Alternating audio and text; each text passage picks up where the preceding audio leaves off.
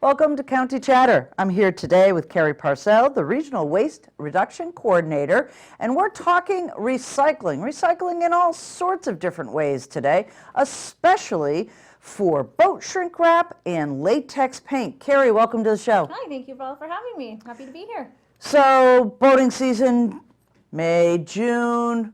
Sometimes we might get them in April, but there's a really cool program that you and the Woods Hole Sea Grant program have developed over the years that takes that amazing amount of shrink wrap off your boat and recycles it. Tell us about the program. Yeah, so back in 2019, it might have been the winter of 2018 actually, Stephanie Murphy with the Woods Hole Oceanographic Institute had said that there was a gentleman she had been working with that was sort of putting out a container seasonally, and they were collecting shrink wrap.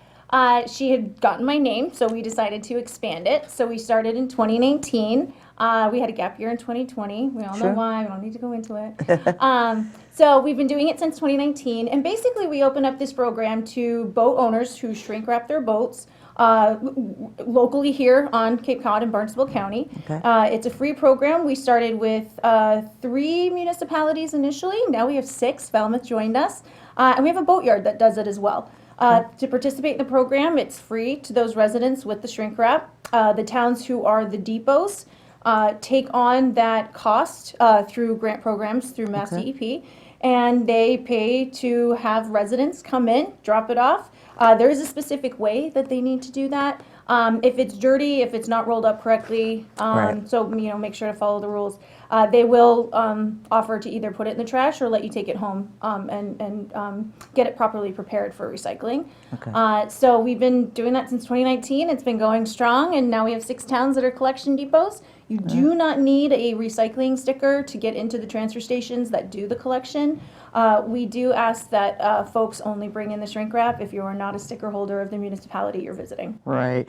And there's some special instructions. You noticed, talked about a little bit, that you can't just wad it up in the ball after you take it off the boat, right? There's a specific way that they want this. Is there some instructions in how to do that? Yeah, so you can visit the Town of Bourne's website or the Woods Hole Oceanographic Institute's website and just, kind of Google boat shrink wrap recycling Cape Cod, simplest way to do it. And basically what we want is we want it to be debris free, meaning no leaves, mud, dirt, to the best of your ability. We want it clean. We want it free of strings, ropes, zippers, any type of wood. So the best way to do it is to cut it at the belly of the boat, because that removes all that stuff that we don't like, the undesirable part of the shrink wrap. And then you're just going to kind of lay it out and you're going to roll it up like a little burrito.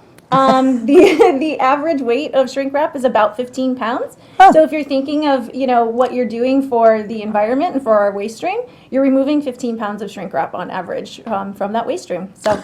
Right, and that shrink wrap actually can break down into small, tiny little particles, can't it? It does. So plastics don't biodegrade. They just break down into smaller and smaller plastics, into nanoplastics, really. So you're never really getting rid of plastics. They're in our environment everywhere.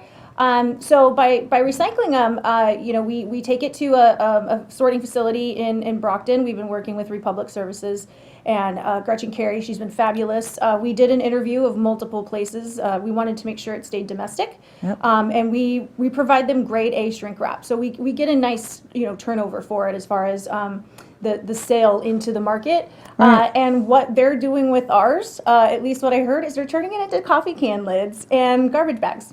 Oh, wow. How cool is that? So your shrink wrap potentially is on top of your Folgers can when you go to the grocery store, or it's your new hefty bag when you're down the kitchen aisle. Wow, that is just an amazing program. And again, taking this plastic out of the environment, those pieces that fly off and then end up in our waters or into our yards and our conservation lands, this is such a great program. Yeah. How many pounds approximately have you collected over these years? We see on average sometimes up to 20,000 pounds, which is 10 tons. If it's super, super high grade, it means that we're being more selective about what we're taking. So we're asking the residents, and the folks, the boatyards, boatyards participate as well, to make sure that it is correctly prepared for us to take into the recycling facility. Last year, in 2022, I think we recycled about 6 tons of really high grade, really desirable boat shrink wrap that will get recycled. It's not been rejected, so. That is just absolutely amazing. And what a great program for boat owners here on Cape Cod. There's 6 locations now? Yeah, there's 6 drop-off locations, including a boatyard. Okay. So the 6 locations are Bourne, Chatham, Dennis, Eastham, Falmouth, and Wellfleet. Okay. So you can go over to the transfer station while they're open, during business hours. Tell the gatehouse person that this is why you're there. Unless you're a sticker holder, then you can go and do whatever other business you have.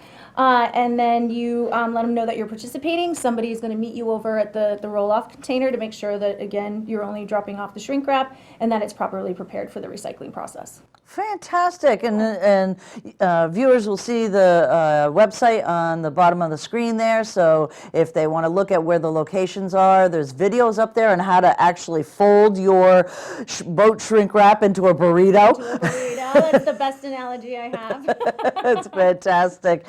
And then some other information up there about how important this program is to the Cape.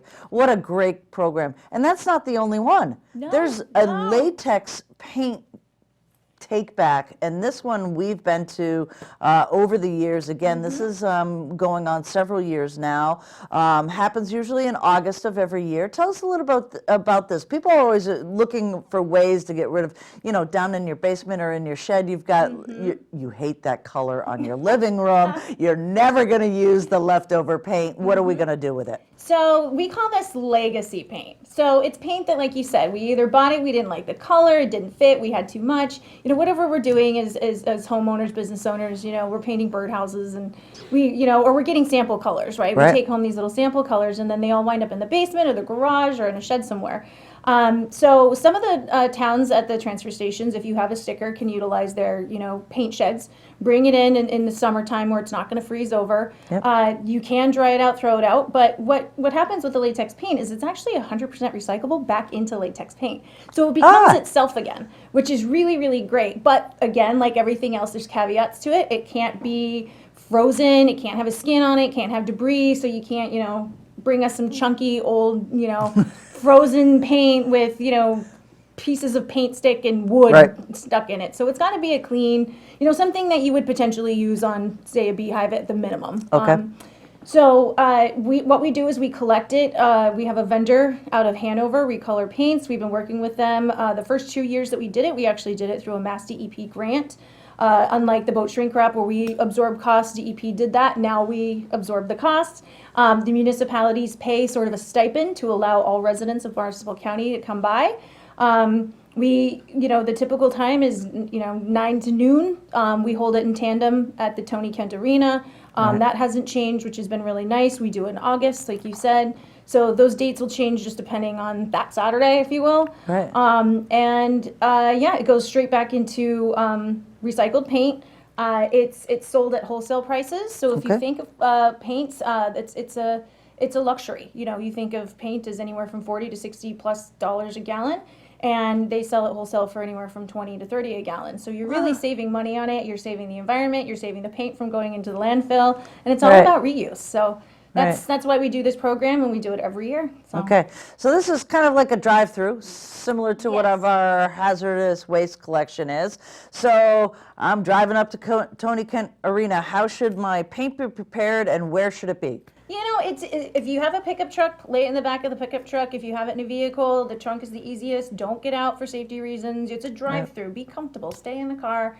We'll come to you. Have your hood ready to pop. We'll grab everything out. If there's something that's questionable, we'll probably give it back to you. Questionable would mean that the paint can itself is very, very empty. It's dry. We could tell. Sometimes we could tell when you shake it, there's other things in there, that debris. Or sometimes paint gets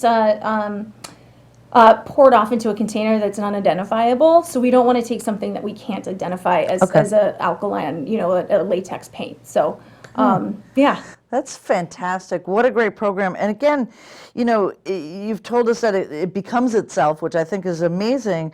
But can you tell us how much you've collected? Yeah, so I was actually gathering some information for the county recently, and if I do recall, it was over 21,000 pounds of paint. And if you think of a gallon of paint with the tin can, it's about 10 pounds. So 8 pounds of it is the liquid, 2 pounds of it is about that container. And so, you know, you take 21,000 pounds of, and this is the recycled stuff. This isn't the rejected stuff. This isn't the stuff that came in and that we couldn't, you know, manage for whatever reason. And so it's a huge program. We do it, you know, often and a lot. And that 21,000 pounds might actually just be from last year. Right. I can't recall, but it's a lot.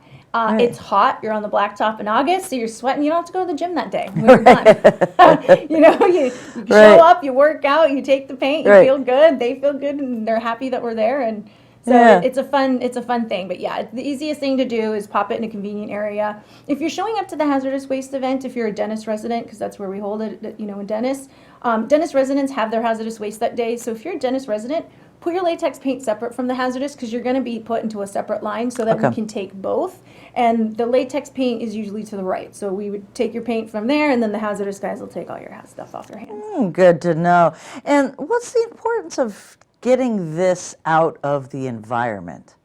Why are we doing this, Kari? Because we can. Because we can, right? Well, you know, again, latex paint is not a hazardous thing. EPA says that if you, EPR says that, which is extended producer responsibility, where there are programs where the government sort of legislates policy that says that certain materials need to be bought back, take back. Okay. And so things like mattresses, pharmaceuticals, latex paint, they're a little bit harder to pass with EPR because they're non-hazardous materials, but they're highly recyclable. Okay. And so if we were to do that, you would probably be saving 65% of your total cost for hazardous collections, because hazardous flam-based, oil-based paints would be part of that policy and legislation. Okay. So it's a money saver, it's an environmental saver, because we're reducing the amount that goes into our waste stream. Yep. And we can turn it back into perfectly good, usable latex paint. So why wouldn't we? Like, it's sort of a why not? You know, the proverbial question is, how are we wasting so much without the intention to do so?